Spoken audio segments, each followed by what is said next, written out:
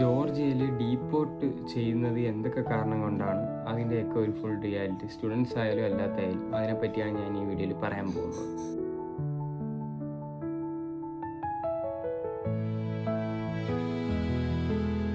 Hello guys, welcome back to my YouTube channel. അപ്പോൾ ഇന്ന് ഞാൻ പുതിയൊരു വ്ളോഗായിട്ടാണ് വന്നിരിക്കുന്നത്. ഇന്ന് ഞാൻ പറയാൻ പോകുന്നത് ജോർജിയയിൽ സ്റ്റുഡൻസിനായാലും ഇന്ത്യൻസിനായാലും ബാക്കി ആരായാലും എന്തുകൊണ്ട് കാരണത്താലാണ് നമ്മളെ ഇവിടെ നിന്ന് ഡീപ്പോർട്ട് ചെയ്യുന്നത്, അതോ ഇമിഗ്രേഷൻ്റെ കാര്യങ്ങൾ എല്ലാം ഞാൻ പറയാം. അവിടെ ഡീപ്പോർട്ട് ചെയ്യുന്നത്, ഇവിടെ അല്ലാതെ എന്തൊക്കെ ചെയ്താൽ നമ്മളെ ഡീപ്പോർട്ട് ചെയ്യും എന്നെല്ലാം ഈ വീഡിയോയിലൂടെ ഞാൻ വിശദീകരിച്ച് പറയുന്നുണ്ട്. ഞാൻ കുറേ കാര്യങ്ങൾ ഞാൻ ചെയ്തിട്ടുണ്ട്. എംബസി റൂൾസ്, ഇമിഗ്രേഷൻ റൂൾസ് എല്ലാം എൻ്റെ ചാനലിൽ കിടപ്പുണ്ട്. നിങ്ങൾക്ക് ഡൗട്ട് ഉണ്ടെങ്കിൽ അതിൽ കയറി കാണാം. പിന്നെ എന്തെങ്കിലും ഡൗട്ട് ഉണ്ടെങ്കിൽ നിങ്ങൾക്ക് കമൻറ്റിലൂടെ അറിയിക്കാം, ഒരു മടിയും വേണ്ട. പിന്നെ മെയിനായിട്ട് പറയാനുള്ളത് എന്തൊക്കെയാണ് മെയിൻ കാര്യങ്ങൾ എന്ന് നിങ്ങൾക്ക് അറിയണമെങ്കിൽ നിങ്ങൾ വീഡിയോ ഒന്ന് സ്കിപ്പ് ചെയ്യാതെ കാണുക. ഫുള്ള് ആദ്യം കണ്ടിട്ട് എന്തെങ്കിലും ഡൗട്ട് ഉണ്ടെങ്കിൽ നിങ്ങൾക്ക് കമൻറ്റിലൂടെ ചോദിക്കാം, ഒന്നും വേണ്ട. എന്നിട്ട് ഡൗട്ട് ഉണ്ടെങ്കിൽ നിങ്ങൾക്ക് ചോദിക്കാം, ഞാൻ തരുന്നതാണ് റിപ്ലൈ. അപ്പോൾ നിങ്ങൾ മാക്സിമം ഫുൾ വീഡിയോ കാണാൻ ശ്രമിക്കുക, ഓക്കെ? എന്നിട്ട് സ്കിപ്പ് ചെയ്യാതെ കാണുക. അപ്പോൾ നിങ്ങൾക്ക് എല്ലാം ഞാൻ ഡീറ്റെയിൽ ആയിട്ട് പറയുന്നുണ്ട്. അപ്പോൾ നേരെ നമുക്ക് ഓരോന്നായിട്ട് പോവാം. ഇപ്പം ജോർജിയയിൽ പഠിക്കുന്ന സ്റ്റുഡൻസിന് പോലും ഡീപ്പോർട്ട് ചെയ്യുമോ എന്നുള്ളൊരു ക്വസ്റ്റ്യൻ കാണും. അതിൽ സ്റ്റുഡൻ്റ് ആയതുകൊണ്ട്, ഇന്ത്യൻ ആയതുകൊണ്ടോ ഒരാളെ ഡീപ്പോർട്ടൊന്നും ചെയ്യണമെന്നൊന്നും നിർബന്ധമൊന്നുമല്ല. ഡീപ്പോർട്ടേഷൻ അല്ലെങ്കിൽ എക്സ്പൾഷൻ ഒരു വ്യക്തിയുടെ ഇമിഗ്രേഷൻ സ്റ്റാറ്റസ്, അതിൻ്റെ സീൻ കാരണം നമ്മളെ ഇറക്കി വിടാം. പിന്നെ ഡോക്യുമെൻറ്റ്സ് ശരിയല്ലെങ്കിൽ നമ്മളെ ചെയ്യാം. പിന്നെ ലീഗൽ വയലേഷൻ, എന്തെങ്കിലും വയലേഷൻ, പിന്നെ ക്രിമിനൽ കാര്യങ്ങൾ, പിന്നെ security or public order issues, അത് കാരണം നിങ്ങളെ ഡീപ്പോർട്ട് ചെയ്യാം തുടങ്ങിയ കാര്യങ്ങളുമായി അങ്ങനെയാണ് നമ്മൾ ഇത് ഡീപ്പോർട്ട് ചെയ്യുന്നത്. ഇപ്പം ജോർജിയൻ ലോയിൽ തന്നെ എക്സ്പൾഷനെ പറ്റിയുള്ള ഒരു ലീഗൽ കാര്യങ്ങളെല്ലാം ഉണ്ട്, അവരെന്തൊക്കെയാണെന്നെല്ലാം പറയുന്നുണ്ട്, ഓക്കെ? അപ്പോൾ ഇനി നമുക്ക് നോക്കാം വാട്ട് എക്സാക്ട്ലി എന്താണ് ഡീപ്പോർട്ടേഷൻ അല്ലെങ്കിൽ എക്സ്പൾഷൻ, അത് നമുക്ക് നോക്കാം. ഡീപ്പോർട്ടേഷൻ എന്ന സാധാരണ വാക്കിന് അപ്പം ജോർജിയൻ ലോ ഉപയോഗിക്കുന്നതാണ് എക്സ്പൾഷൻ.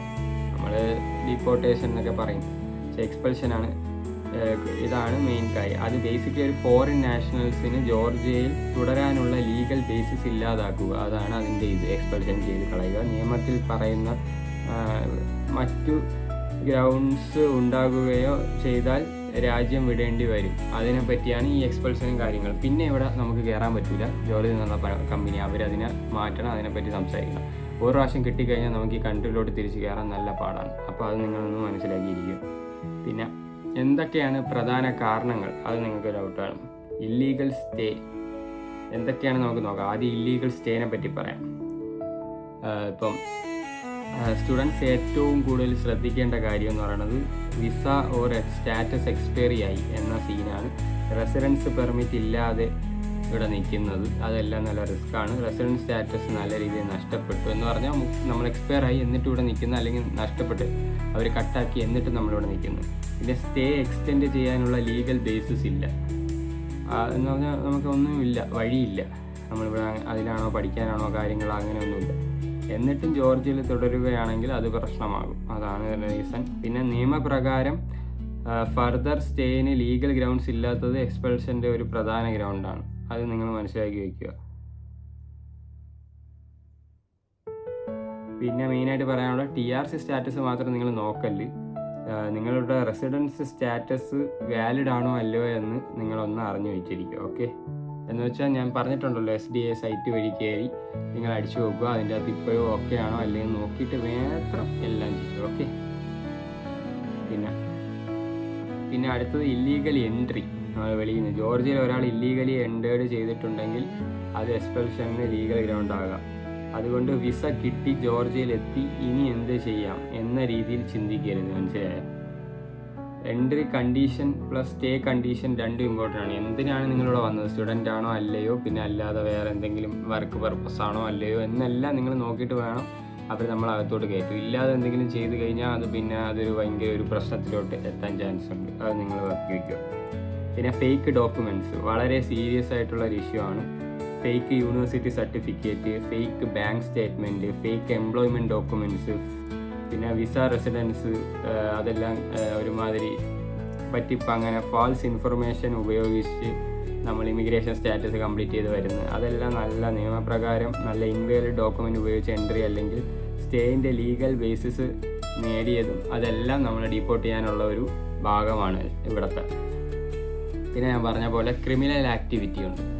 അത് ജോർജിയയിൽ ക്രൈം കമ്മിറ്റ് ചെയ്താൽ ഇമിഗ്രേഷൻ കോൺസിക്വൻസ് ഉണ്ടാകാം, ഒന്നും നടക്കൂല. Law specifically criminal conviction and certain സെൻറ്റൻസസിനുമായി ബന്ധപ്പെട്ട എക്സ്പെൽഷൻ കൊടുക്കും. അപ്പോൾ തന്നെ നമുക്ക് എക്സ്പെൽഷൻ തരും, പിന്നെ ഇങ്ങോട്ട് വരാൻ പറ്റില്ല. അതുകൊണ്ട് വീഡിയോയിൽ ഞാനിപ്പോൾ പറയാൻ ഉദ്ദേശിക്കുന്നത്, ഒരു ഫോറിൻ സ്റ്റുഡൻ്റ് ആണെങ്കിൽ ജോർജിയൻ ലോയിൽ നിന്ന് എക്സ്പെൻഷൻ ഇല്ല, അല്ല, അത് നിങ്ങൾ മനസ്സിലാക്കുക. പിന്നെ പബ്ലിക് സേഫ്റ്റി അല്ലെങ്കിൽ സ്റ്റേറ്റ് സെക്യൂരിറ്റി അങ്ങനെയൊക്കെ, ഇത് വളരെ പ്രധാനപ്പെട്ട റീസെൻറ്റ് ലീഗൽ പോയിൻ്റാണ്, അത് നിങ്ങൾ ഓർത്ത് വയ്ക്കുക. നിലവിലെ ലോ പ്രകാരം ഒരാളുടെ പ്രസൻസ് സ്റ്റേറ്റ് സെക്യൂരിറ്റി അല്ലെങ്കിൽ പബ്ലിക് സേഫ്റ്റി അല്ലെങ്കിൽ ലീഗൽ ഓർഡറിനെ ത്രെട്ടാക്കാമെന്ന് മതിയായ ഗ്രൗണ്ട് എക്സ്പെൽഷന് നല്ല രീതിയിൽ പരിഗണിക്കും. അത് നിങ്ങൾ ഓർത്ത് വയ്ക്കുക. പോലീസ് ഇഷ്ടപ്പെട്ടില്ലെങ്കിൽ നമ്മളെ ഡീപ്പോർട്ട് ചെയ്യും, അതൊരു പ്രശ്നമാണ് എന്ന് പോലീസ് ഇഷ്ടപ്പെട്ടില്ലെങ്കിൽ ഡീപ്പോർട്ട് ചെയ്യുമെന്ന് പറഞ്ഞു കഴിഞ്ഞാൽ ഞാൻ ഉദ്ദേശിച്ചത് ചില ഇമിഗ്രേഷൻ സീനുകളുണ്ട്, അത് നമ്മളവിടെ നിന്ന് കഴിഞ്ഞാൽ അത് നമ്മളെ ഇതൊക്കെ നോക്കിയിട്ട് ചിലപ്പം ഇപ്പോൾ കയറ്റി വിടുന്നില്ല എന്നൊക്കെയാണ് വെളിയിൽ പറയണത്, അത് കറക്റ്റ് അറിഞ്ഞുകൂടാ. ലോയിൽ നല്ല രീതിയിൽ സ്പെസിഫൈ ചെയ്ത് പബ്ലിക് ഓർഡർ അല്ലെങ്കിൽ ഗ്രൗണ്ട്സുകളൊക്കെ ഉണ്ട്, അതെല്ലാം നിങ്ങൾ തെറ്റിച്ച് കഴിഞ്ഞാൽ അപ്പോൾ തന്നെ അവർ നിങ്ങളെ പുറത്താക്കും. അതാണ് മെയിനായിട്ട് എനിക്ക് പറയാനുള്ളത്. പിന്നെ repeated violation of Georgian law, ഇവിടുത്തെ ലോ നിങ്ങൾ വീണ്ടും വീണ്ടും തെറ്റിച്ചുകൊണ്ടിരിക്കണമെങ്കിലും പ്രശ്നമാണ്. ഒരു ചെറിയ മിസ്റ്റേക്ക് ഓട്ടോമാറ്റിക്കലി ഡീപ്പോർട്ടേഷൻ എന്നല്ല, ചെറുതായിട്ടുള്ള കാര്യങ്ങളിലൊന്നും നിങ്ങൾ ഡീപ്പോർട്ടൊന്നും ചെയ്യില്ല, അത് നിങ്ങൾ ഓർത്ത് വയ്ക്കുക. പക്ഷേ എപ്പോഴും നിങ്ങൾ അവരെ നമ്മളെ കോഡ് ഓഫ് കണ്ടക്റ്റ് അല്ലെങ്കിൽ ബ്രീച്ച് ചെയ്തുകൊണ്ടിരുന്ന, അവരെ ലോ ബ്രീച്ച് ചെയ്തുകൊണ്ടിരുന്ന നമ്മൾ ഇതാക്കാം. അതുകൊണ്ട് സ്റ്റുഡൻസ് മെയിനായിട്ട് immigration rules, employment rules, traffic rules, criminal law, administrative laws എല്ലാം സീരിയസ് ആയിട്ട് നല്ല രീതിയിൽ എടുക്കണം. ഇവിടെ എല്ലാം സീരിയസ് ആണ് ആ കാര്യത്തിലേക്ക്. അപ്പോൾ പിന്നെ അവർക്ക് വേണമെങ്കിൽ തട്ടി ഇങ്ങനെ എടുക്കാം. എന്തെങ്കിലും പ്രശ്നം വന്നപ്പോൾ ഫോട്ടോ എടുത്തുകൊണ്ടാണ് പോക്ക്, അതുകൊണ്ട് അങ്ങനെയും കൂടെ ഞാൻ പറഞ്ഞു വെച്ചിരിക്കുക. പിന്നെ സ്റ്റുഡൻസിന് പ്രത്യേകിച്ച് ശ്രദ്ധിക്കേണ്ടത് എന്തൊക്കെയാണെന്ന് നമുക്ക് നോക്കാം. സ്റ്റുഡൻസിൻ്റെ ചെക്ക് ലിസ്റ്റ് എന്ന് പറഞ്ഞാൽ പാസ്പോർട്ട് എക്സ്പയറി ഡേറ്റ് ചെക്ക് ചെയ്ത് വെക്കണം, റെസിഡൻസ് പെർമിറ്റ് എക്സ്പയറി ഡേറ്റ് നോക്കി വെക്കാം. പിന്നെ യൂണിവേഴ്സിറ്റി സ്റ്റാറ്റസ്, നിങ്ങൾ യൂണിവേഴ്സിറ്റി ലീഗലി എൻറോൾഡ് ആണോ എന്ന് ഉറപ്പാക്കുക. പിന്നെ അഡ്രസ്സ്, റിക്വയർഡ് അപ്ഡേറ്റ്സ് ഉണ്ടെങ്കിൽ ടൈമിൽ അത് കറക്റ്റായിട്ട് ചെയ്യുക. പിന്നെ വർക്ക് 2026 അറിയാമല്ലോ, വർക്ക് പെർമിറ്റ് ഇല്ലാതെ ചെയ്യാൻ പാടില്ല, അല്ലെങ്കിൽ നിങ്ങൾക്ക് അത് ഭയങ്കര രീതിയിൽ പ്രശ്നമാവും. അപ്പോൾ അതും നിങ്ങൾ നോക്കി വയ്ക്കുക നല്ല രീതിയിൽ. പിന്നെ ഡോക്യുമെൻറ്റ്സ്, ഫേക്ക് ഡോക്യുമെൻറ്റ്സ് ഒരിക്കലും ഉപയോഗിക്കരുത്. Immigration notice, official notification ignore ഒന്നും ചെയ്യരുത്. ഇതൊക്കെയാണ് നിങ്ങൾ മെയിനായിട്ട് അറിഞ്ഞിരിക്കേണ്ടത്. പിന്നെ TRC ഉണ്ടെങ്കിൽ ഡീപ്പോർട്ട് ചെയ്യില്ല എന്നുള്ളൊരു ചോദ്യമുണ്ട്. അല്ല, അങ്ങനെയല്ല. TRC റെസിഡൻസ് കാർഡ് ഉണ്ടെന്ന് നിങ്ങളുടേതായ റെസിഡൻസ് സ്റ്റാറ്റസിൻ്റെ എവിഡൻസ് ആണ് TRC ഉള്ളത്. അത് എല്ലാ സാഹചര്യങ്ങളിലും ഡീപ്പോർട്ടേഷനിൽ നിന്ന് പ്രൊട്ടക്ഷൻ നൽകുന്നില്ല, മനസ്സിലായോ? അത് ജസ്റ്റ് നിങ്ങൾ അത് വെച്ചിരിക്കണമെന്ന് പറഞ്ഞ് നിങ്ങൾ അത് കളയണ കാര്യമൊന്നും അങ്ങനെയൊന്നും നിങ്ങൾ ചിന്തിക്കില്ല. അതുണ്ടെങ്കിൽ നമ്മളെ കളയാം, അതുകൊണ്ട് നിങ്ങൾ ഇപ്പം ക്രൈം, സീരിയസ് ഇല്ലീഗൽ വയലേഷൻ, ഇപ്പം ഡ്രഗ്, അങ്ങനെ എന്തെങ്കിലും ഫാൾസ് ഡോക്യുമെൻറ്റ്സ്, സെക്യൂരിറ്റി ഗ്രൗണ്ട്സ് പോലുള്ള കാര്യങ്ങൾ ഉണ്ടെങ്കിൽ അത് ലീഗൽ ആക്ഷൻ നമ്മളെതിരെ ഉണ്ടാകാം. അതുകൊണ്ട് എൻ്റെ കയ്യിൽ TRC ഉണ്ട്, അതുകൊണ്ട് എനിക്ക് എന്തും ചെയ്യാം എന്ന് നിങ്ങൾ ഒരിക്കലും വിചാരിക്കില്ല. ഓക്കെ, അതൊരു തെറ്റായ ഒരു കാര്യമാണ്. അതിന് എനിക്ക് മെയിനായിട്ട് പറയണമെന്നുണ്ടായിരുന്നു, അതുകൊണ്ടാണ് ഞാൻ പറയുന്നത്.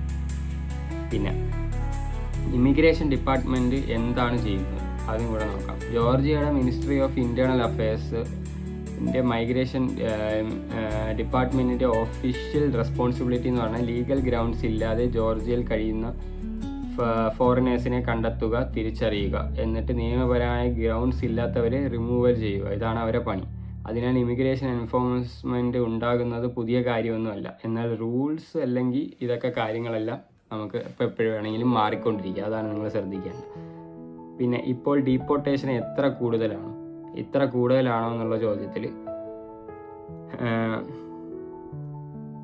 ഇപ്പം ജോർജിയ ഇമിഗ്രേഷൻ അതോറിറ്റീസ് നിയമപരമായി സ്റ്റേ ഇല്ലാത്ത ഫോറിനേഴ്സിനെയോ ഐഡൻറ്റിറ്റി ചെയ്യാനോ റിമൂവ് ചെയ്യാനോ നടപടികൾ സ്വീകരിക്കുന്നുണ്ട്. സ്റ്റേ ഇവിടെ കറക്റ്റ് അല്ല, അല്ലെങ്കിൽ എന്തെങ്കിലുമൊക്കെ തെറ്റുണ്ടെങ്കിൽ. അതുകൊണ്ട് സ്റ്റുഡൻസ് ഉൾപ്പെടെയുള്ള ഫോറിനേഴ്സ് അവരുടെ ഇമിഗ്രേഷൻ സ്റ്റാറ്റസ് കൃത്യമായി നിങ്ങൾ നോക്കി വയ്ക്കുക.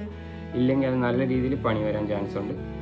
പിന്നെ ഇത് മൈഗ്രേഷൻ ഡിപ്പാർട്ട്മെൻറ്റ് സൈറ്റിൽ ഒഫീഷ്യലി പറഞ്ഞിട്ടുമുണ്ട്, അതുകൊണ്ട് അത് നിങ്ങൾ നോക്കുക. പിന്നെ ഡീപ്പോർട്ടേഷൻ വന്നാൽ എന്ത് സംഭവിക്കും എന്നുള്ള ഡൗട്ട്. ഒരു ഫോറിനേഴ്സിനെ എക്സ്പെൽ ചെയ്യാനുള്ള ഡിസിഷൻ വന്നാൽ അതൊരു ഫോർമൽ ലീഗൽ പ്രോസസ്സാണ്. എല്ലാം കേസ് പോലീസ് പിടിച്ച് എയർപോർട്ട് ഡയറക്റ്റ് ഡീപ്പോർട്ട് എന്ന സിമ്പിൾ പ്രോസസ്സ് ആയിരിക്കണമെന്നൊന്നും ഇല്ല. അത് നിങ്ങൾ ഓർത്ത് വെച്ചിരിക്കുക. പോലീസ് പിടിച്ച് അങ്ങനെയാണ്. കേസ് അനുസരിച്ച് ഇപ്പോൾ legal assessment, expulsion decision, appeal or legal procedure, removal എന്നിവ റെലവൻ്റ് ആകാം. അതനുസരിച്ച് അവർ പോവുള്ളൂ.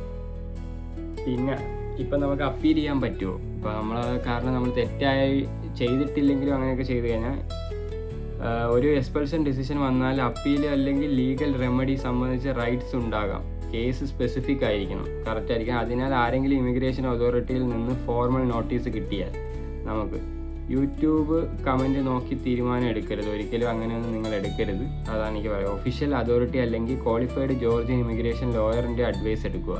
ഇവിടുത്തെ ഒരു ലോയറിനെ കണ്ടെത്തി നമുക്ക് അഡ്വൈസ് എടുത്ത് നമ്മൾ അതിനെ മുന്നോട്ട് പോവുക. അല്ലാതെ വേറെ വഴിയൊന്നുമില്ല. അത് നിങ്ങൾ മനസ്സിലാക്കി വയ്ക്കുക. പിന്നെ ഡീപ്പോർട്ടേഷൻ അല്ലെങ്കിൽ വിസ ഓർ റെസിഡൻസ് എക്സ്പയറി, ഇതിനെപ്പറ്റി ഞാൻ പറഞ്ഞുതരാം. വിസ എക്സ്പയറി, ഓട്ടോമാറ്റിക് ഡീപ്പോർട്ടേഷൻ അത് സീനാണ്, നിങ്ങളതാക്കാം. പക്ഷേ ലീഗൽ സ്റ്റേ ഇല്ലാതെ തുടരുന്നത് സീരിയസ് ഇമിഗ്രേഷൻ ഇഷ്യൂ ആക്കാം, മനസ്സിലായോ? അതുകൊണ്ട് എക്സ്പയറി ഡേറ്റ് വരുന്നതിന് മുന്നേ നിങ്ങൾ റിന്യൂ ആക്കാൻ നോക്കുക TRCനെ. പിന്നെ എക്സ്റ്റെൻഡ് ചെയ്യാൻ നോക്കുക. റെസിഡൻസ് ആപ്ലിക്കേഷൻ സെറ്റ് ആണെന്ന് നോക്കുക. പിന്നെ ഡിപ്പാർച്ച് ചെയ്യുക. അങ്ങനെ അത് എന്നിട്ടേ നിങ്ങൾ അങ്ങോട്ട് പോവുക, അല്ലെങ്കിൽ പറക്കുക, തിരിച്ചു വരിക, നിങ്ങൾ നാട്ടിൽ പോവുക, എന്ത് വേണമെങ്കിലും ചെയ്യാം. ഇത് നിങ്ങൾ നല്ല രീതിയിൽ പരിശോധിച്ചിട്ട് വേണം എല്ലാ കാര്യവും നിങ്ങൾ ചെയ്യാൻ. ഇല്ലെങ്കിൽ അത് പിന്നെ ഒരു വലിയൊരു പ്രശ്നത്തിലോട്ട് എത്താം. അത് നിങ്ങൾ ഓർത്ത് വയ്ക്കുക. പിന്നെ എനിക്ക് ലാസ്റ്റായിട്ട് പറയാനുള്ള, ഇവിടെ പഠിക്കാൻ വന്ന സ്റ്റുഡൻസ് പേടിക്കേണ്ട കാര്യമൊന്നുമില്ല. ഇത് അത്ര വലിയ സീരിയസ് ഒന്നുമില്ല. പക്ഷേ റൂൾസ് ഇഗ്നോർ ചെയ്യാനും നിങ്ങൾ പാടില്ല. എല്ലാം പാസ്പോർട്ട്, TRC, യൂണിവേഴ്സിറ്റി സ്റ്റാറ്റസ് എല്ലാം നിങ്ങൾ നോക്കണം, കറക്റ്റാണോ അല്ലയോ. പിന്നെ മെയിൻറ്റെയിൻ ആക്കി വയ്ക്കാൻ മാക്സിമം ശ്രമിക്കുക. ഫേക്ക് ഡോക്യുമെൻറ്റ്സ് ഒന്നും ഉപയോഗിക്കാതിരിക്കുക. ഇല്ലീഗൽ വർക്ക്സ്, ഡക്സ് കാര്യങ്ങൾ ഞാൻ കുറേ വീഡിയോയിൽ പറഞ്ഞിട്ടുണ്ട്. അതൊന്നും ചെയ്യാതിരിക്കുക. ജോർജിയൻ്റെ ലോ ഒന്നും വയലേറ്റ് ചെയ്യാതിരിക്കുക. പിന്നെ എല്ലാ സോഷ്യൽ മീഡിയ റൂമേഴ്സൊന്നും കേട്ട് അതിനൊന്നും വരാതിരിക്കുക. ഒഫീഷ്യൽ സൈറ്റ് മാത്രം നിങ്ങൾ ചെക്ക് ചെയ്ത് ബാക്കിയുള്ള കാര്യങ്ങളിലോട്ട് മുന്നോട്ട് പോവുക. ഇതാണ് എനിക്ക് മെയിനായിട്ട് പറയാനുള്ളത്. അതുകൊണ്ട് എല്ലാം പെട്ടെന്ന് അങ്ങനെ ഡീപ്പോർട്ട് ചെയ്യുന്നതല്ല, ഇങ്ങനത്തെ കാര്യങ്ങളൊക്കെ വെച്ചായിരിക്കും നിങ്ങളെ ഡീപ്പോർട്ട് ചെയ്യുക. എന്നിട്ട് നിങ്ങൾക്ക് ഈ വീഡിയോ നല്ല യൂസ്ഫുൾ ആയി ഞാൻ വിചാരിക്കുന്നു. നിങ്ങൾക്കിത് കണ്ടിട്ട് മനസ്സിലായില്ല, എന്തെങ്കിലും ഡൗട്ട് ഉണ്ടെങ്കിൽ നിങ്ങൾക്ക് കമൻറ്റിലൂടെ ചോദിക്കാം, ഞാൻ റിപ്ലൈ തരുന്നതാണ്. അപ്പോൾ അടുത്തൊരു അടിപൊളി, നിങ്ങൾക്ക് ഇഷ്ടപ്പെട്ട ഈ വീഡിയോ ലൈക്ക് ചെയ്യുക, ഷെയർ ചെയ്യുക, സബ്സ്ക്രൈബ് ചെയ്യുക. പിന്നെ ആ ബെല്ലൈക്കനും കൂടെ ഓണാക്കി വയ്ക്കുക. എന്നാൽ മാത്രമേ ഞാൻ ഇടുന്ന ഓരോ വീഡിയോ നോട്ടിഫിക്കേഷൻ നിങ്ങൾക്ക് ലഭിക്കുകയുള്ളൂ. അപ്പോൾ അടുത്തൊരു അടിപൊളി വ്ളോഗുമായിട്ട് വീണ്ടും കാണാം. അപ്പോഴേക്കും ഗുഡ് ബൈ.